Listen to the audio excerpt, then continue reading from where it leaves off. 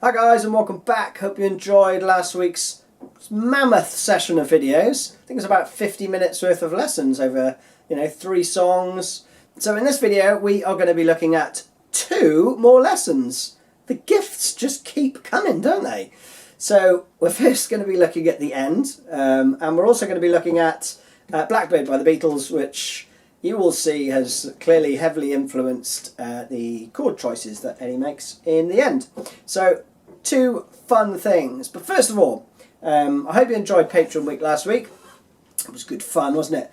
But I also wanted to clear up a couple of things because a few of you have messaged me about it, and don't worry, I'm not going to be banging on about Patreon in every video. So hear me out and then that's it. You don't have to hear from me about this again. Okay, point number 1. This video channel is free. You don't have to pay for it at all. It's free. You can just log on, learn some stuff, have a cup of tea, comment, leave. No worries. Maybe even say hi. Number 2, YouTube monetization, which I do take part of because you'll see the odd little advert at the beginning, pays very little money. In fact, it's about enough to buy a packet of guitar strings every month. So unless you're getting huge numbers on your views, then it doesn't pay anything, really. It's not a business. I'm not giving up my day job. But some of you may say, you have a video that has over 200,000 views. Yes, I do. But it's got original Pearl Jam material in it because I play along to the album. So the copyright owners of the song, i.e. the guys from Pearl Jam, will get the ad revenue from that. Somehow it magically makes its way to them. Pearl Jam, you're welcome. Number 3, running this channel takes up a load of time and costs me money. But it's fine, it's my hobby. This is what I choose to do with my time. So I'm not moaning, and I love it, and I love all the support you've given me. But just so you're aware, I have to pay for software subscriptions, I have to buy tripods and lights and blah blah blah blah, a load of other stuff that hopefully improves the channel for you. 4, this is where Patreon comes in. So it allows some of you lovely lot, you may see yourselves up here, who love what I do so much that they want to subscribe to me. So they pay a monthly fee and they get some cool stuff in return. So if you will, think of it like buying me a coffee or a beer to say thanks every month for putting up this free content. Okay, one final thing and then no more.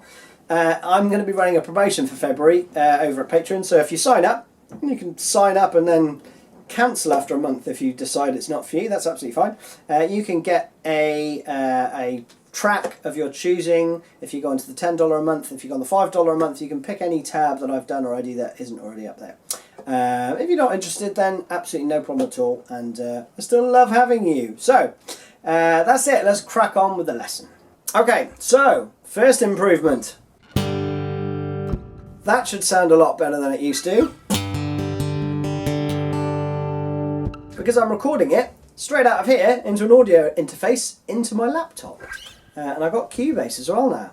No idea how to use it either, so that's going to be fun. Okay, onwards. Okay, first riff.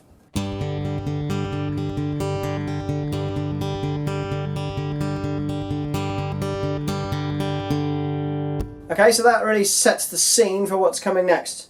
Basically, you're going to need to pulse the root note pretty much every second beat. So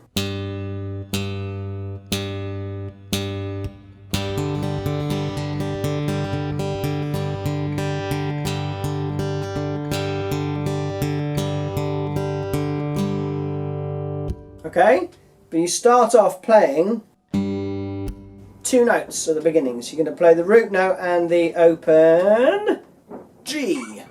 Now the first finger is going to play the D. Play. And then you play those 2 again. So these 2 fingers are just playing.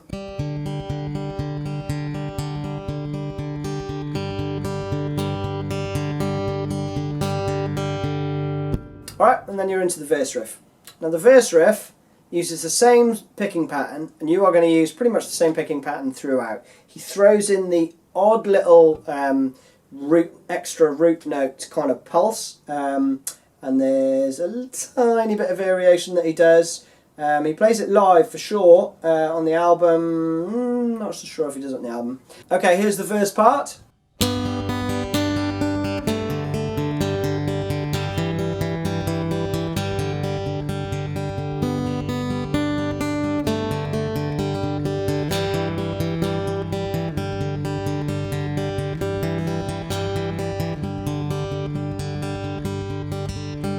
Okay, so that slowly, you're on the B and the G string there with the first one. They're just open, and then you're going to pop your third finger down onto the D note, which is the 3rd fret on the B string. Okay.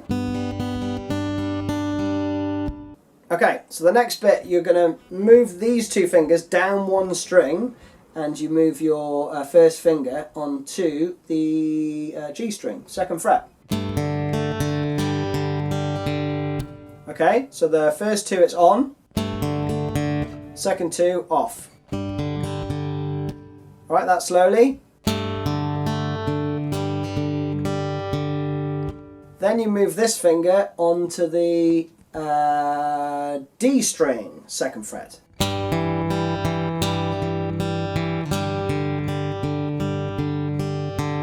So exactly the same as what you're playing before. Your first finger is just on a same fret but a different string. So let's play that through very slowly.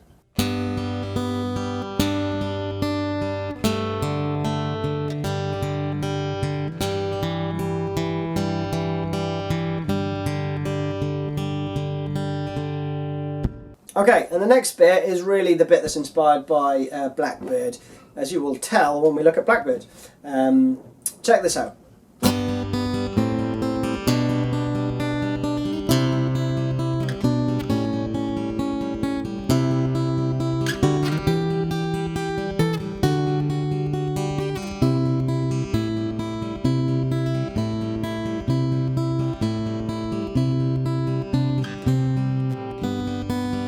Okay, and then you're back into that bit. There's a couple of little noodly bits he plays. When he goes up to here, you're going to need to make sure that you've got enough room to move your finger for this note, because he plays. And he also does the root note again.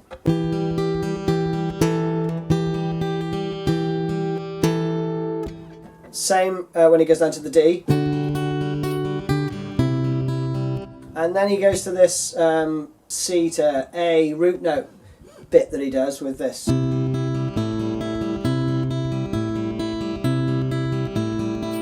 then there's a rundown.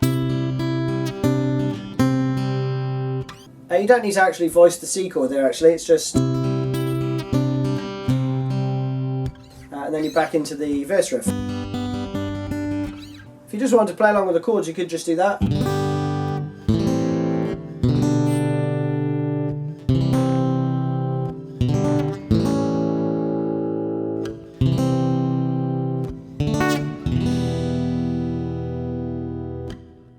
Etc. Okay, so that through slowly.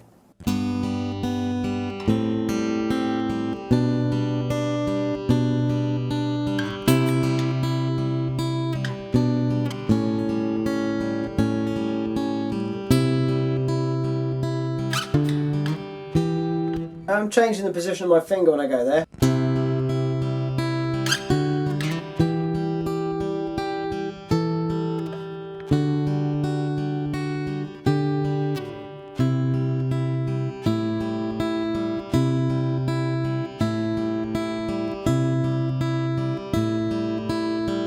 And that run down.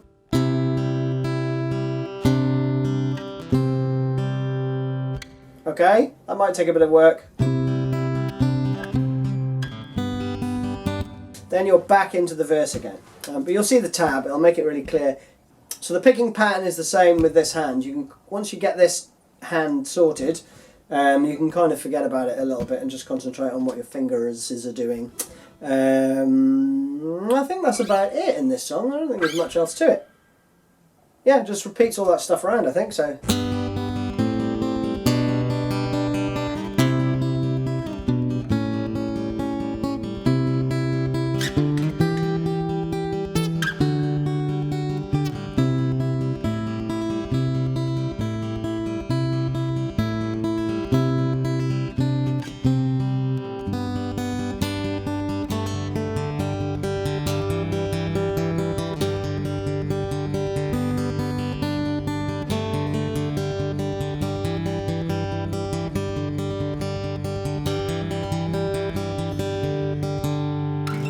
And that's it. Pretty straightforward. Hopefully I haven't missed out anything obvious there. I don't think I have.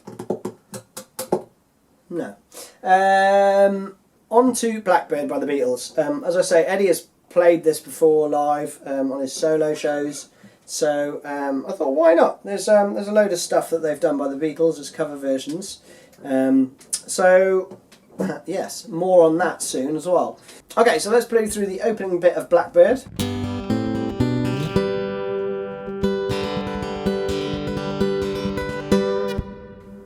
That sounds a little familiar, does it not?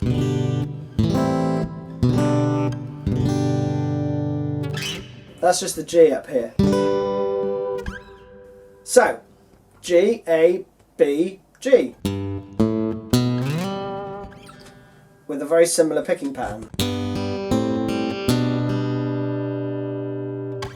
But when you're going to get to this part, there is a weird little picking pattern which doesn't just go. You can do that. If you're just starting out, then by all means just play.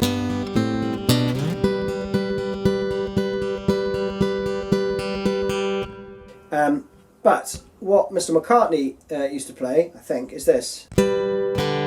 So he does a sort of strum with his first finger. So it goes, it's quite difficult to show you slowly actually, but it's.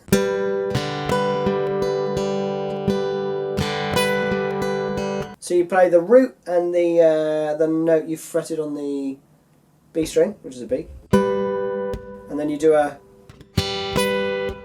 one of those.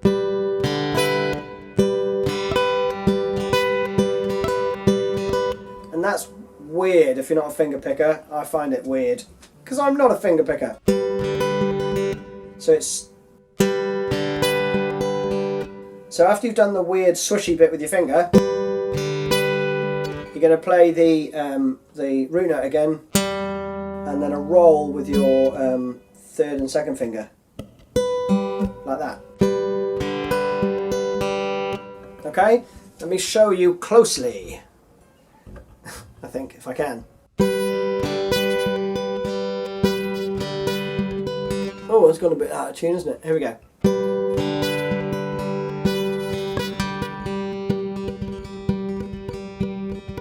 Okay, so that's the rhythm.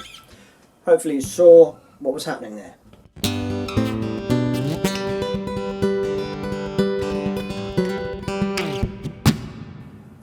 Then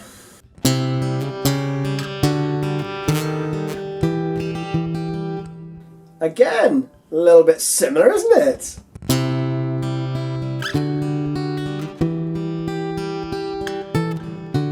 But McCartney does do a chromatic run, whereas Eddie's going.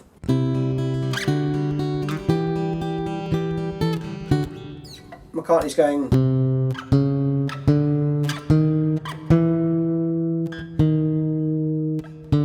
And then he does a descending one as well. But he does it in some style, like this.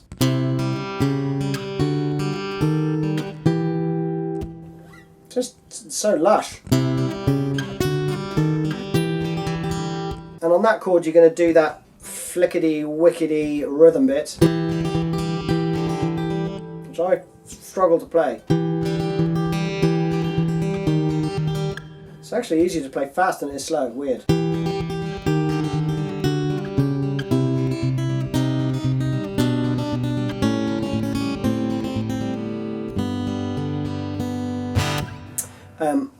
Again, I haven't looked at this tune. I haven't spent ages looking at it like I usually do. This is from memory, so if any of these bits are wrong, then feel free to tell me. But for now, first bit.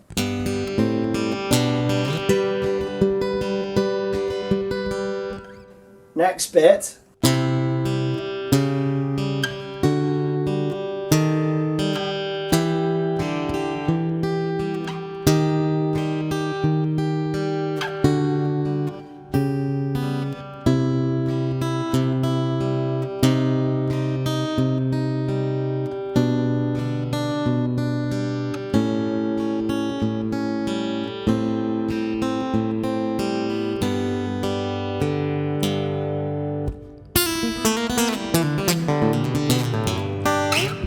That's not in there, but it should be. fact, yeah, I think it goes like this. I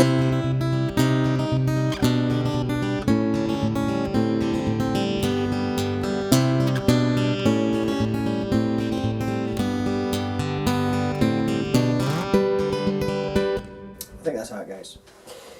If it doesn't, you've got all the components that make it up. So hopefully that will help. Then into the chorus.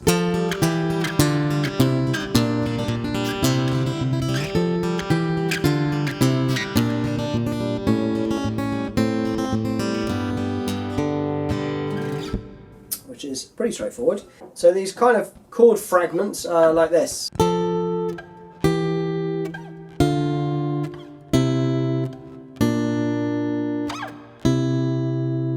Okay, that again.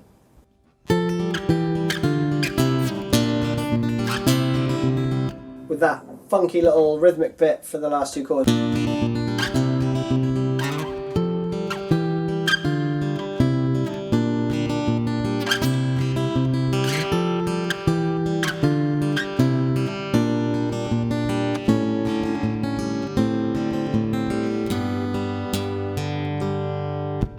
If you want to learn this riff, which is in G, which I stole, I think, from Guitarist magazine from about 20 years ago. It just happens to have stuck as one of those riffs you kind of play every now and again. You can play it like this.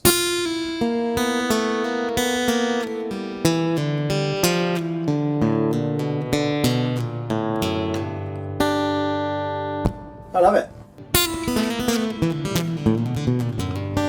Played pretty badly, but there we go. Sounds cool if you play it quick. Right, all done. I think that's about it. I shall play you out with a little bit of the end.